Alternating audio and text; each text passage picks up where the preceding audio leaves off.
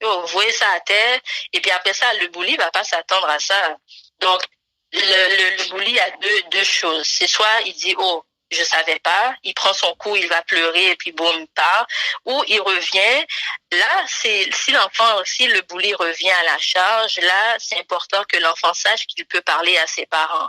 Tu vois, qu'il peut, que ce soit enfant ou adolescent, que l'enfant peut aller parler aux gens ou bien peut a une oreille à qui se confier, une oreille qui sait qui va l'écouter, qui va pas la juger ou le juger. Donc pour ça c'est vraiment ça c'est comme l'enfant là comme quand ils sont plus petits qu'il faut commencer déjà à les préparer pour le monde de l'extérieur.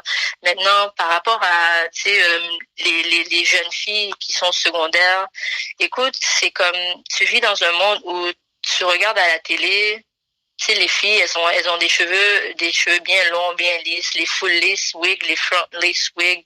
Tu sais, c'est la mode maintenant. C'est vraiment la mode. Et puis, c'est plus encouragé que la fille qui porte ses cheveux à l'état naturel. Donc, c'est comme, la fille, c'est sûr que si elle sent qu'elle est obligée là de porter une perruque, surtout à cet âge-là, tu es en pleine puberté, tu veux plaire aux gars, tu sais, tu cherches à attirer le regard du petit gars là qui est super cute, que toutes les filles trouvent cute et tout. Tu veux te sentir belle. Puis si la manière dont tu as été élevée, c'est qu'on te dit que ben tes cheveux crépus sont pas beaux. Écoute, tu vas faire tes petits courriers, puis tu vas mettre ta perruque là, puis bon, je suis belle, tu vois, comme pour chercher à plaire au regard de l'autre. Et puis, c'est vraiment mais d'ici que l'enfant arrive au secondaire, il y a comme tout un travail qui aurait dû être fait, tu sais, pour montrer à Hmm. l'enfant à accepter ses cheveux, à accepter sa couleur de peau, qu'elle soit super comme noire foncée ou bien brune foncée ou bien qu'elle soit super claire. Il y a un travail là de renforcement à faire chez l'enfant d'ici que l'enfant arrive au secondaire. Parce que si c'est quand l'enfant arrive au secondaire que là, il y a plein de problèmes, c'est qu'il faut voir qu'est-ce qui s'est passé entre 15 ans, entre 0 et 15 ans. Tu vois, entre 0 et 12 13 ans, là, qu'est-ce qui s'est passé chez l'enfant et pourquoi l'enfant ce problème d'estime de lui-même, tu vois? Hmm. Powerful message. On retourne toujours à l'estime de soi. Mhm, Malgré qu'il y a un mouvement de cheveux naturels actuellement qui est là depuis quelques années, mais qui prend plus mhm, d'ampleur à Montréal, dans mhm, la ville qu'on est présentement, dans la province du Québec, au Canada, dans le pays qu'on est localisé, pour que les gens puissent nous repérer un peu plus. mhm. Qu'est-ce que tu trouves que s'est passé en silence comme mouvement comparé aux autres générations, du pourquoi que plus en plus de personnes migrent aux cheveux naturels? Exemple, si nous, on est la génération 80, la Mhm. génération 70-60, qu'est-ce qui n'a pas été bien fait selon toi? Puis on va pas généraliser parce qu'il y en a peut-être qui ont toujours eu les cheveux naturels, qui n'ont jamais mis de permanente. Puis c'est de génération en génération. Fait qu'eux, on les catégorise pas dans ça. Mais pour ceux, exemple, qui ont mis la permanente très jeune dans les cheveux de leur enfant, puis que graduellement, il y a le blanchiment de la peau qui arrive en mi-adolescent, début adulte, là. Qu'est-ce que t'en penses de tout ça? Mhm. C'est comme surtout dans notre communauté, non, puis j'aime beaucoup cette question. Surtout dans notre communauté, il y a un conflit intergénérationnel là qui existe et qui crée beaucoup de séparation entre justement nous qui sommes âgés comme tu sais 30 ans en montant et nos parents. Euh, parce que et ça je là maintenant, on est vraiment à l'époque où on se réapproprie notre identité, on se réapproprie nos cheveux, on se réapproprie qui on est en tant que personne afrodescendante et tout. Et je pense que en 2020, on a vraiment tout ce qu'il faut pour le faire. On a accès à l'internet, chose que nos parents n'avaient pas.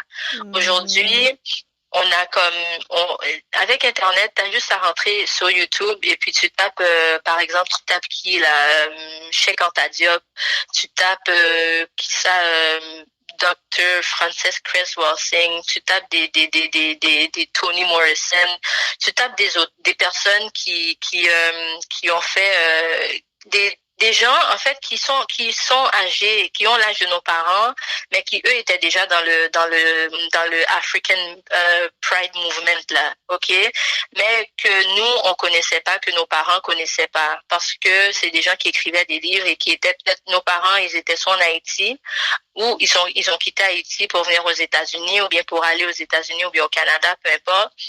Ils avaient pas le temps là de chercher à voir, ok, c'est qui ces auteurs-là, c'est qui ces gens-là qui sont en train de parler de l'Afrique, d'ouvrir l'Afrique, du pouvoir de la personne noire, de tout ce qu'on a accompli, etc. Nos parents, ils étaient pas dans tout ça. Là. Eux, déjà qu'ils ont quitté Haïti, puis ça, je parle des gens qui sont qui ont des parents en fait soit haïtiens ou africains, mais les parents qui ont quitté leur pays d'origine pour s'installer ailleurs. Donc nous, nos parents sont venus au Canada.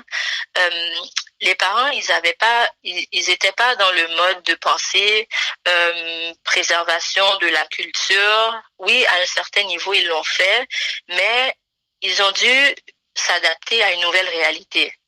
Ok. Et puis moi, au début, j'étais vraiment comme frustrée par rapport à oui, tu sais les adultes d'une certaine, les grands d'une certaine génération, de cette génération-là, qu'est-ce que vous avez fait, qu'est-ce que vous nous avez laissé, etc.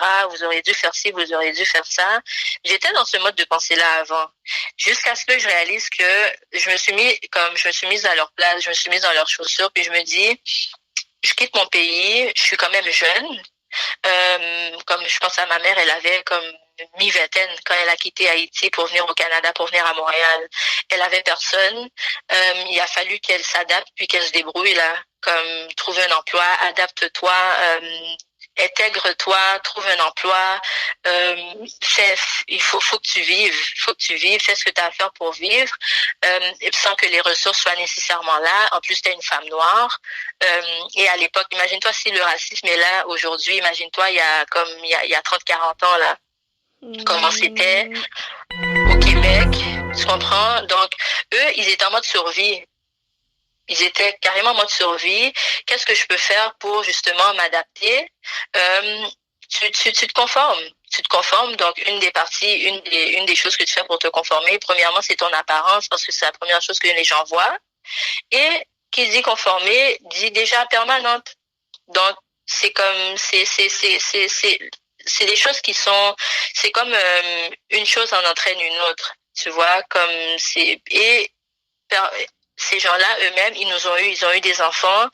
Donc, eux, dans leur tête, ils veulent pas que nous, on ait autant de difficultés qu'eux. Donc, eux, ils vont te dire, ils t'ont élevé d'une manière à ce que toi, tu sois un peu comme eux. Donc, tu dois te conformer aussi. Donc, ils mettent une permanente dans ta tête.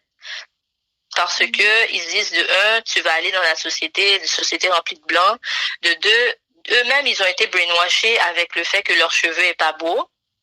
Donc, c'est sûr que toi-même, ils vont te dire, eux-mêmes, le blanc, il a même plus à te le dire. Le noir va te le dire lui-même. Ta mère va te dire, là, que tes cheveux sont miennes.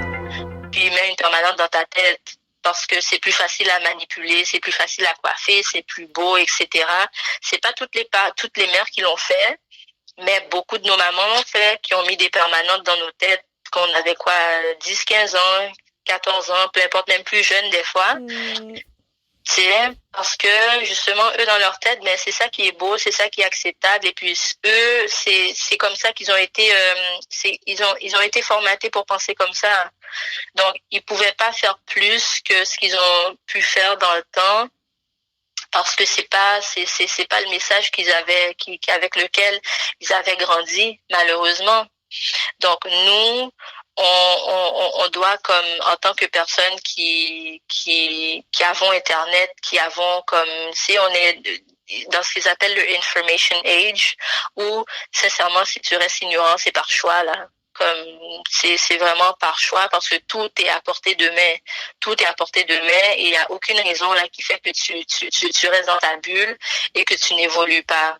Et ça si t'es pas au courant, ben there's a natural hair movement that is going on. that has been going on. Si t'es pas au courant que your hair is beautiful et que il y a mille et une façons de prendre soin de tes cheveux et de savoir que voilà, il faut que tu mouilles tes cheveux avant de commencer à démêler, il faut que tu démêles par section, il faut que tu utilises un peigne avec des grosses dents, il faut que tu mettes de l'huile de noix de coco, l'huile d'amande, l'huile d'olive, etc. Mais qu'il y a des crèmes qui sont spécifiquement faites pour tes cheveux. Si t'es pas au courant de ça et qu'aujourd'hui tu dis encore que c'est super compliqué, etc., c'est difficile, mais ça devient un choix.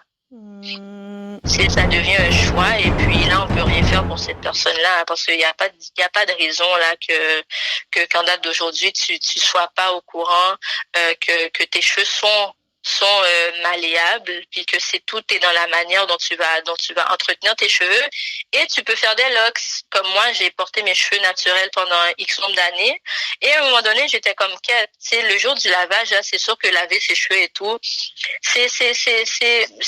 ça prend un moment parce que tu mouilles tes cheveux, ça rétrécit, il faut que tu fasses un démêlage, il faut que tu fasses ton conditioning. Moi, je suis comme, tu sais quoi, là, il est temps que je fasse des locks. Et puis, j'ai fait des locks, mais j'ai pas eu le réflexe d'aller dire, oh non, c'est trop, je vais mettre la permanente. Because I know it's not good for my hair. C'est pas bon pour ma tête, c'est pas bon pour mon cuir chevelu, c'est pas bon pour ma santé parce que la permanente est directement liée au fibrome. Tu sais, ça c'est des choses. Tu sais, c'est comme il faut le savoir là, il faut le savoir que plus tu mets, puis nous on a commencé jeune la permanente, donc toute une vie à mettre la permanente. C'est sûr qu'à un moment donné tu vas avoir des fibromes là, puis tu vas avoir de la misère à concevoir tes enfants. Puis ça, en plus de la manière dont tu t'alimentes, ça aussi, c'est un autre sujet pour un autre jour là, comme comment juste notre utérus à nous, la femme noire, elle est comme under attack de tellement de façons, dont la permanente, parce que ça a des effets directs. Mes amis, avec how do you call that, c'est quand on t'enlève carrément ton utérus, là, ils font ça à beaucoup de femmes, tu sais, qui savent pas que non. Même si tu as des fibromes, il y a une façon de faire fondre des fibromes, puis que ça s'élimine, puis que tu l'élimines par voie vaginale. T'es pas obligé d'aller t'enlever tout ton utérus, là, ma fille, comme, s'il vous plaît, comme, il faut s'informer, il faut s'informer. Donc, tout ça, ça revient à l'éducation. C'est tellement important de s'éduquer, ma fille. Puis aux gens qui écoutent, là, éduquez-vous. Puis dites-vous que quand le blanc vous dit une chose, c'est qu'il a une raison pour laquelle il veut vous faire croire ça. Donc, allez dans la direction opposée. Si on vous dit que your hair is ugly, why do you say my hair is ugly? Why do you want me to change my hair? And why do you want me to put poison on my hair? You know? Why do you say my skin is ugly? Why do you want me to put poison on my skin? Avec les crèmes éclaircissantes. Il faut toujours aller aller dans la direction opposée. You know? So, en tout cas, j'espère que j'ai répondu à la question, là.